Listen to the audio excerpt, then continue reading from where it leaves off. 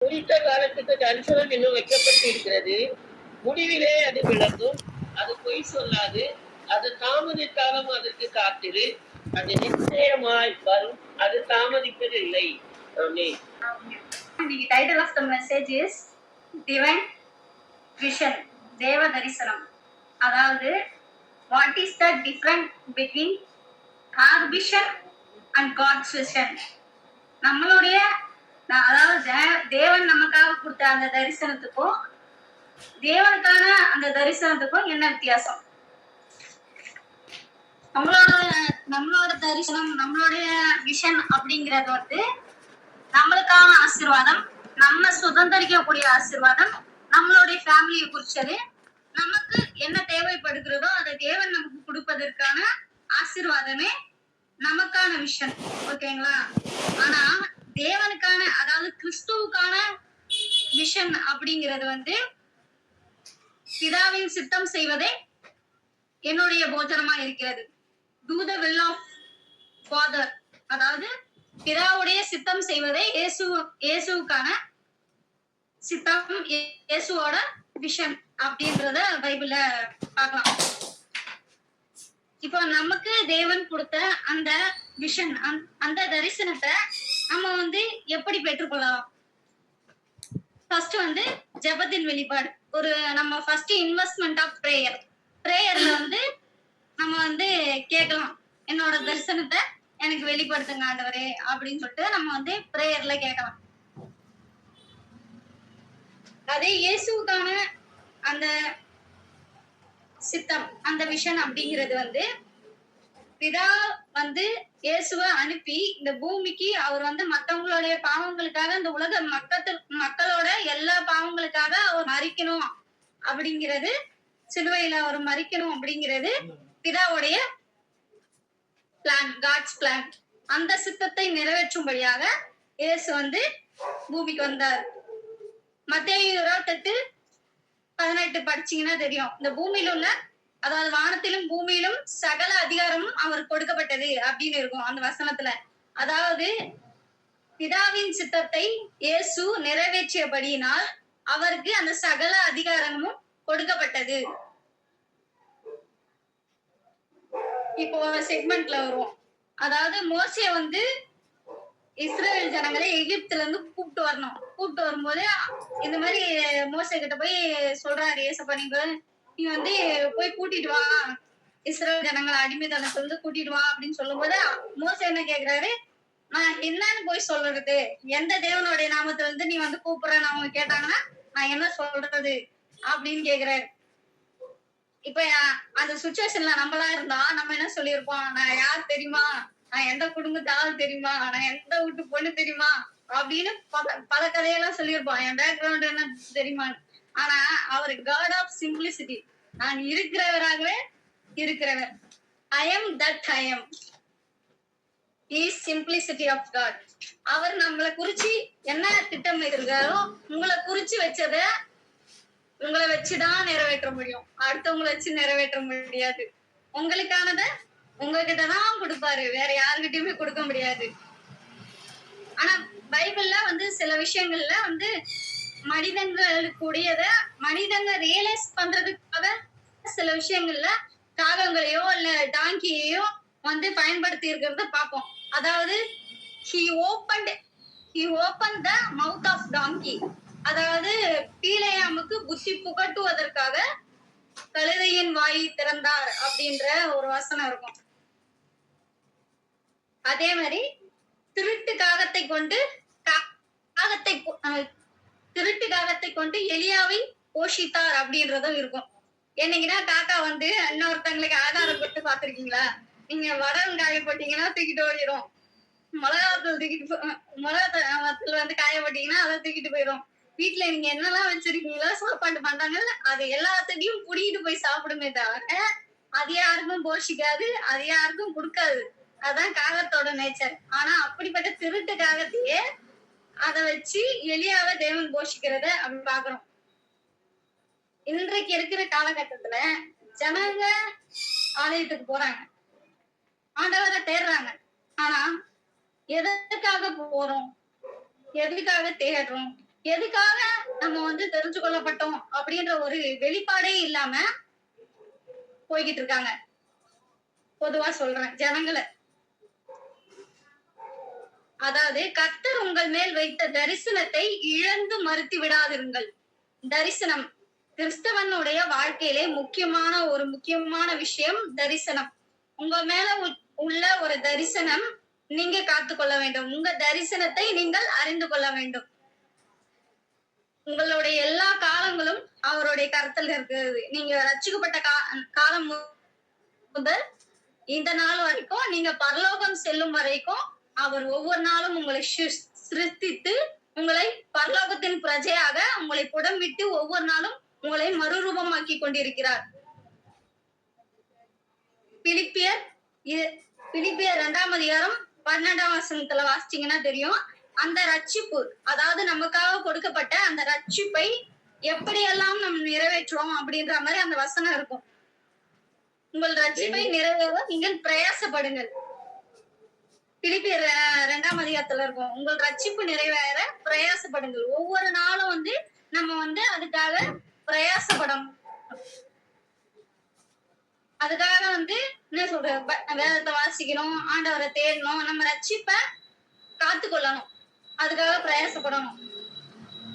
நம்ம வந்து இந்த உலகத்திலே இருக்கிறதுனால உலகத்தின் காரியங்கள் நம்மளை வந்து அடிக்ட் ஆகும். சில விஷயங்கள், மொபைல் போனு, எல்லா இச்சையான காரியங்கள், என்ன சொல்ற, உலகத்துல நம்ம பார்க்க விரும்பாத விஷயங்கள்லாம் நம்ம கண்ணுக்கு படதான் செய்யும்.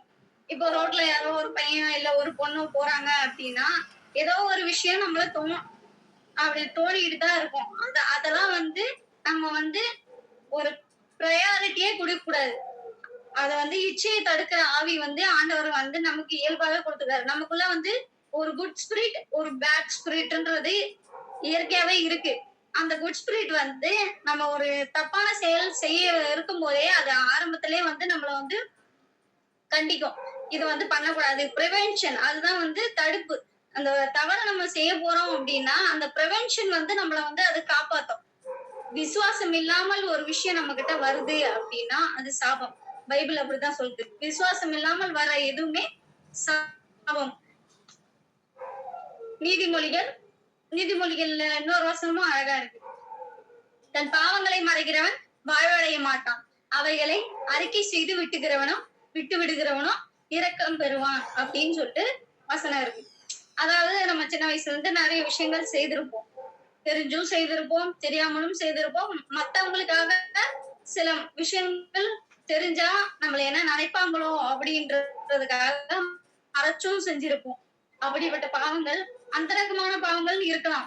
அத வந்து நம்ம வந்து தேவனுக்கு முன்பாக எதையும் மறைக்காம ஒரு பேப்பர் எடுத்து எல்லாவற்றையும் ரைட் இட் டவுன், எல்லாவற்றையும் எழுதி ஆண்டவருக்கு முன்பாக நம்ம வந்து நிராயுதபாணியா நான் இப்படிதான் ஆண்டவரே, பாவிதான் அப்படின்னு நம்ம ஒத்துக்கொள்ற ஒரு மனப்பான்மை நமக்கு இருக்கணும். நம்ம ரட்சிப்பு நிறைவேறும் வரை நம்ம ஒவ்வொரு நாளும் அவர் வந்து நம்மள நீதிமானாய் மாற்றிக்கொண்டே இருக்கிறார். நம்ம பெற்ற ரட்சிப்பை நம்மளே வச்சுக்கலாமா? இல்ல, அத வந்து மத்தவங்கள்ட்ட சொல்லணும். ஃபார் எக்ஸாம்பிள் என்னன்னா, இப்ப 2 பிச்சைக்காரங்க இருக்கிறாங்கன்னு வச்சுக்கோங்களேன். ஒருத்தனுக்கு நல்ல ஃபுட் கிடைச்சிச்சு, ஒரு வீட்டுல அவனுக்கு பிரியாணி கிடைச்சிச்சு அப்படின்னு வச்சுக்கலாம். ஆனா ஒருத்தன் சாப்பாட்டுக்கே வழி இல்லாம ரோடா சுத்துறான். அப்ப இந்த பிச்சைக்காரன் என்ன பண்ணுவான்? அந்த வீட்டுக்கு போடா, அங்க ஒரு பிரியாணி குடுக்குறாங்க, அங்க போனா உனக்கு நல்லது நடக்கும், அங்க போனா உனக்கு இது கொடுப்பாங்க அப்படின்னு சொல்லிட்டு அவன் சொல்லுவான். அந்த மாதிரிதான் ரட்சிப்போம். நம்ம பெற்ற ஆசீர்வாதத்தை, நம்ம இயேசு நமக்காக செய்ததை மத்தவங்களுக்கு சொல்லும் போதே அது சாட்சியாகவும் சரி, ரட்சிப்பை அறிகிற வழியாகவும் இருந்தாலும் சரி, ஜனங்கள் அதை ஏற்றுக்கொள்வார்கள். ஜனங்க, பாவத்துல இருக்க ஜனங்க அதை ஏற்றுக்கொள்வாங்க. மத்தேயு 28ஆம் அதிகாரத்துல தெரியும், நீங்கள் புறப்பட்டு போய் சகல ஜாதிகளையும் எனக்கு சீஷராக்குங்கள் அப்படின்னு சொல்லி இருக்கும். இப்போ மணிப்பூர்னு ஒரு ஊர் இருக்கு, எல்லாருக்கும் தெரிஞ்ச ஊர் தான். என்னன்னா அதுல கிறிஸ்டியன்ஸ் வந்து 90% கிறிஸ்டியன்ஸ் இருக்காங்க. ஒரு சபையில நிறைய சபை அங்க இருக்கு. ஆனா ஒரு சபையில குறிப்பிட்ட ஒரு ஃபெலோஷிப் நடந்துட்டு இருக்கு, வர்ஷிப் நடந்துட்டு இருக்கு.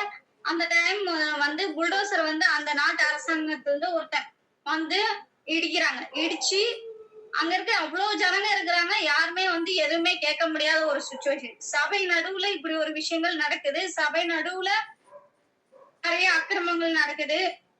அத வந்து யாருமே கேட்க முடியல. ஆனா இருந்தாலும் அவங்கள அவ்வளவு 90% பரிசுத்தவான்கள் இருக்கிற இடத்துல நடக்கிற விஷயங்கள் அவ்வளவு நம்ம வந்து பரிசுத்தம் கிடையாது. ஏதோ தோமா வந்து தமிழ்நாட்டுக்கு வந்து சென்னையில அவர் மறிச்சதின் காரணமாக இன்றைய நாள் வரையும் நம்ம காப்பாற்றப்பட்டிருக்கிறோம். Revelation is not population, is the revival is not a population, is the revelation. அதாவது எழுப்புதல் என்பது ஜனங்களை சபைக்கு கொண்டு வருவதல்ல, ஜனங்களை ரட்சிக்கப்பட செய்வது. இயேசு எதுக்காக பூமிக்கு வந்தாரு? தொலைந்து போனதை தேடவும் ரட்சிக்கவுமே இயேசு பூமிக்கு வந்தார். இழந்து போனது, அதாவது நம்ம எதை இழந்தோமோ அதெல்லாம் வந்து, அதாவது பாவத்துல இழந்து போயிருப்பாங்கல்ல. இப்ப 99 ஆடு இருந்துச்சு, அதை ஏசப்பா தேடினாரா? அது ஆல்ரெடி நல்லாதான் இருக்கு. அந்த ஒரு ஆடுதான் பாவத்துல உழுந்து போச்சு. அந்த பாவத்துல உழுந்து போன ஆடைதான் இயேசு வந்து தேட வந்தார். அப்படிதான் நம்மளை ஒவ்வொரு நாளும் தேடி நம்மளை ரட்சித்து நமக்குன்னு ஒரு தரிசனத்தை கொடுத்து நம்மள ஆண்டவர் வாழ வச்சிட்டு இருக்காரு. யோசுவா வந்து என்ன சொல்றாங்கன்னா, நானும் என் வீட்டாருமோ என்றால் கர்த்தரையே சேவிப்போம். இப்ப நம்ம ஒவ்வொரு கிறிஸ்தவங்களும் நம்ம வீட்டுல பேக்ரவுண்ட்ல இருக்கவங்க, நம்ம மகன் ரட்சிக்கப்படலையே, நம்ம மகன் ரட்சிக்கப்படலையே, நம்ம மருமகன் ரட்சிக்கப்படலையே, நம்ம குடும்பத்துல உறவினர்கள் ரட்சிக்கப்படலையே அப்படின்னு சொல்லிட்டு ஒவ்வொரு கிறிஸ்தவங்களும் என்ன பண்ணிட்டு இருக்கோம்? மனசுல பாரத்தை வச்சுக்கிட்டு ஜெபம் பண்ணிட்டு கேட்டுக்கிட்டு தான் இருக்கும். உங்கள் விசுவாசத்தின் நிமித்தம் உங்கள் குடும்பம் ரட்சிக்கப்படும். இன்னைக்கு தேவன் உங்களுக்கு தீர்க்கதரிசனமா சொல்லுகிறார், உங்கள் விசுவாசத்தின் நிமித்தம் உங்கள் குடும்பம் ரட்சிக்கப்படும், உங்கள் கண்ணீரின் நிமித்தமும் உங்கள் குடும்பம் ரட்சிக்கப்படும். மார்க் 2ஆம் அதிகாரம் 5ஆம் வசனம் யாராவது வாசிங்க. யாராவது இருக்கீங்களா? மார்க் 2:5. 2:5. ஆமாங்க. இயேசு அவர்கள் விசுவாசத்தை கண்டு திமிர்வாதக்காரனை நோக்கி, மகனே, உன் பாவங்கள் உனக்கு மன்னிக்கப்பட்டது என்றார். இந்த இடத்துல என்ன நடக்குன்னா, சீஷர்கள் ஒரு 4 பேரும் சேர்ந்து அந்த திமிர்வாதம் பிடிச்சவனை கூட்டிட்டு இயேசுகிட்ட போறாங்க, அவனை குணமாக்கும்படியா. ஆனா இயேசு என்ன பாக்குறாரு? அவங்க கிட்ட இருந்து அந்த விசுவாசத்தை மட்டும்தான் பாக்குறாரு. இயேசு அவர்கள் விசுவாசத்தை கண்டு என்ன சொல்றாரு? திமிர்வாதக்காரனை நோக்கி, மகனே, உன் பாவங்கள் உனக்கு மன்னிக்கப்பட்டது. பாவம் இருக்கிற இடத்துல இயேசு வர முடியாது. அந்த பாவம் மன்னிக்கப்பட்டதுக்கு அப்புறம் தான் அந்த பையன் ஏஞ்சி, திமிர்வாதக்காரன் ஏஞ்சி நடக்கிறத பாக்குறோம். உங்கள் பிள்ளைகள் ரட்சிக்கப்படாததற்கு காரணம் என்ன? அவர்கள் பாவங்களை அறிக்கையிட்டு அவர்கள் தேவனிடத்தில் திரும்புவார்களானால் அவர்கள் ரட்சிக்கப்படுவார்கள். அதாவது நம்ம பிள்ளைங்களுக்கு ஒரு படிப்பு சொல்லி தரோம், இல்ல ஒரு ஸ்கூலுக்கு அனுப்பி ஒரு விஷயத்த கத்து தரோம்னா, அந்த படிப்பு என்ன பண்ணும்? அவனுக்கு ஒரு நாலேஜ் கொண்டு வரும். ஒரு தொழிலை கத்து தரோம்னா பினான்சியலா அவனை வந்து அவன் உருவாக்கிக்கவோ, இல்ல பினான்சியலா வந்து அவன் வந்து ஒரு சம்பாதிக்கிற திறமை உண்டாக்குறதுக்கோ அவனுக்கு அதுக்கு ஏதுவா இருக்கும். ஆனா நம்ம ஒரு ஊழியம் செஞ்சு அந்த ஊழியத்தின் மூலியமா பிள்ளைகளை வந்து வளர்த்து, அந்த ஊழியத்தை பார்த்து பார்த்து வளர்ற பிள்ளைங்க எப்படி இருக்கும்னா, நம்ம செய்யற ஊழியம் நம்ம குடும்பத்தையும் காப்பாத்தும். அப்படிதான் எங்க ஆன்ட்டி வந்து அவங்க ஊழியத்தை பார்த்து பார்த்து தான் வளர்ந்தோம். எங்க ஹாஸ்டல்ல மூக்குல எல்லாம் ரத்தம் வரும் எங்க ஆன்ட்டிக்கு, அப்படிலாம் ஊழியம் செய்வாங்க. ஹாஸ்டல்ல பிள்ளைங்களுக்கு சாப்பாடு இருக்காது, எல்லா பிள்ளைகளும் உட்காந்து அழுவுங்க, சின்ன சின்ன பிள்ளைங்க எல்லாம் பசிக்கு அழுவுங்க.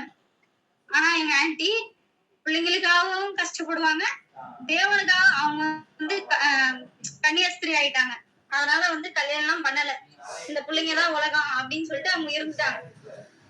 அப்படி இருக்கிறவங்க தேவனுக்கு உண்மையா இருக்கிறதுன்னு காரணத்தினால ஆண்டவர்கிட்ட ஒரு முட்டி போட்டு ஒரு கண்ணீர் விடுறாங்க. நைட்டு 10 மணிக்கு 10:05 வந்து கதவை தட்டுறாங்க. ஹாஸ்டல்ல ஒருத்தவங்க வந்து கதவை தட்டுறாங்க. கதவை தட்டி உள்ள வந்து இந்த மாதிரி ஒரு இடத்துல கல்யாணம் நின்னுச்சுங்க, சாப்பாடு வந்து இருக்கு, இவ்வளவு சாப்பாடு வீணாயிடுச்சு அப்படின்னு சொல்லிட்டு வந்து கதவை தட்டி வந்து சாப்பாடு கொடுத்துட்டு போறாங்க. அதுதாங்க விசுவாசம். ஆமென் ஆமென் அல்லேலூயா. அதுதாங்க விசுவாசம். நீங்க கர்த்தர் மேல ஒரு வந்து விசுவாசமா இருந்தீங்க, அவர்கிட்ட ஒரு விஷயத்த கேக்குறீங்க அப்படின்னா, நீங்க ஊழியத்துல உண்மையா இருக்கும்போது உங்களுக்கானதை எல்லாம் இந்தா வச்சுக்கோ, கொத்தமல்லி கட்டு மேல தூக்கி கொடுத்துட்டு போயிட்டே இருப்பாரு. நம்ம என்ன பண்றோம்? எனக்கு வீடு இல்ல, வாசல் இல்ல, கார் இல்ல, என் கூட பிறந்தவன் நல்லா இருக்கான், அவன் நல்லா இருக்கான், என் சொந்தக்காரன் நல்லா இருக்கான். நம்ம என்ன பண்றோம்? அததான் சொல்லிக்கிட்டு இருக்கோம்.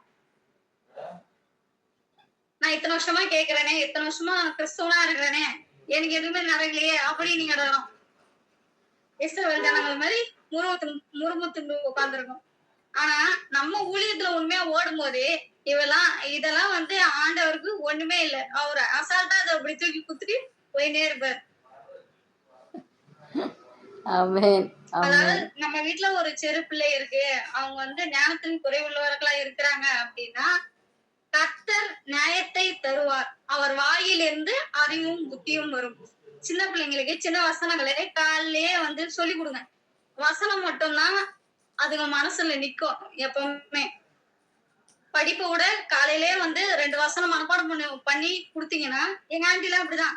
இந்த 2 வசனத்தை வந்து நீ படிச்சுட்டு அதான் ஸ்கூலுக்கு அனுப்புவேன், அனுப்பவே மாட்டேன், இங்கேயே உட்காந்து லீவ் கூட போட்டா கூட பரவாயில்ல, நீ படிச்சாதான் போகணும், எல்லாம் போக கூடாது அப்படின்றாங்க. தானியேல் கர்த்தருடைய காரியமாய் போகிறான், அவனுக்குடைய ஆசீர்வாதங்கள் அவனுக்கு கிடைத்தது. அந்த மாதிரிதான் நம்ம தேவனுடைய காரியமாய் போனோம் என்று சொன்னால் அதற்கான ஆசீர்வாதத்தை தேவன் நமக்கு கண்டிப்பா கொடுப்பார். நீதிமொழிகள் 29ஆம் அதிகாரம் 18ஆம் வசனம் வாசிங்க.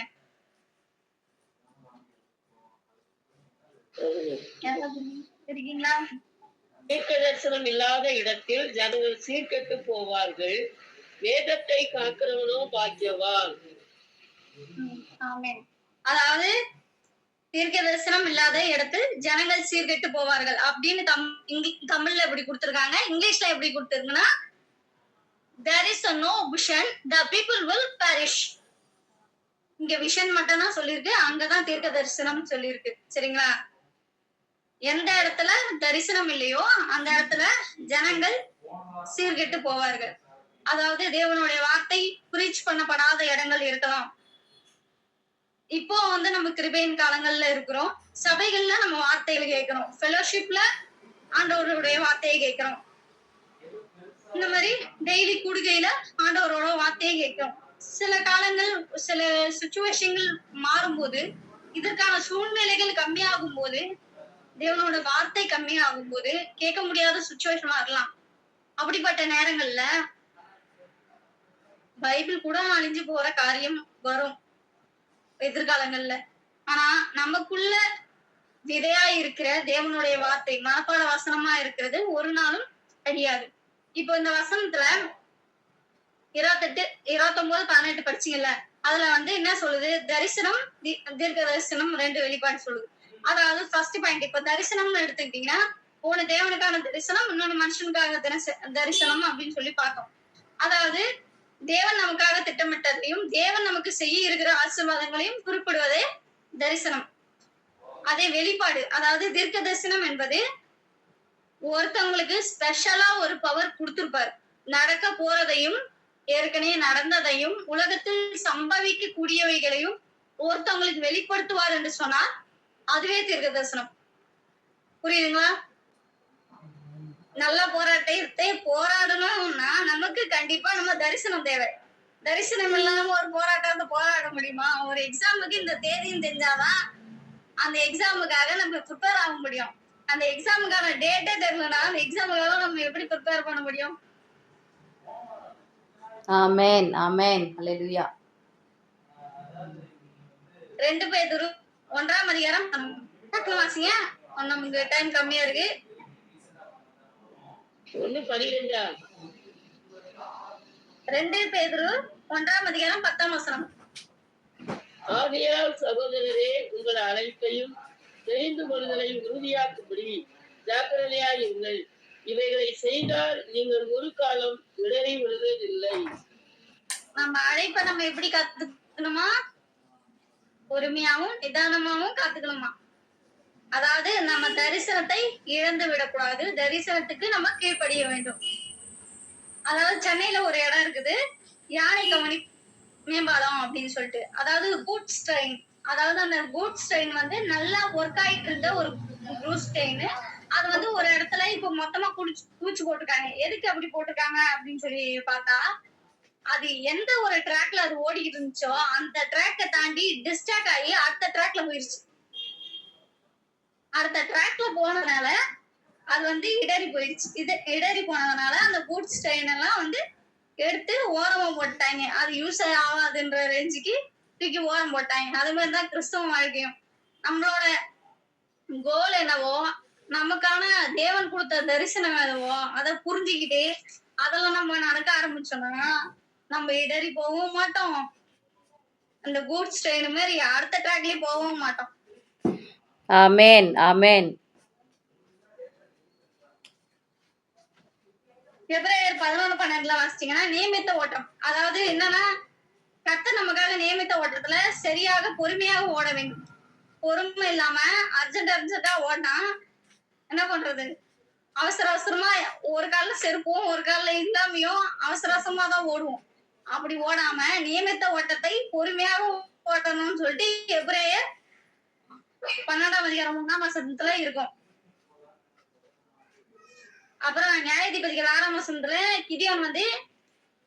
கிதியோன் கிட்ட வந்து ஒரு 32,000 பேரை வந்து கடவுள் கொடுக்குறாரு. அப்ப அந்த கிதியோன் என்ன பண்றான், அவங்கள நம்பலாம், பரவாயில்லையே நம்ம 32,000 பேர் நம்ம கூட இருக்காங்களே, நம்ம போர்ல ஜெயிச்சிடலாம் அப்படிங்கிற மாதிரி நினைக்கிறேன் கிதியோன்.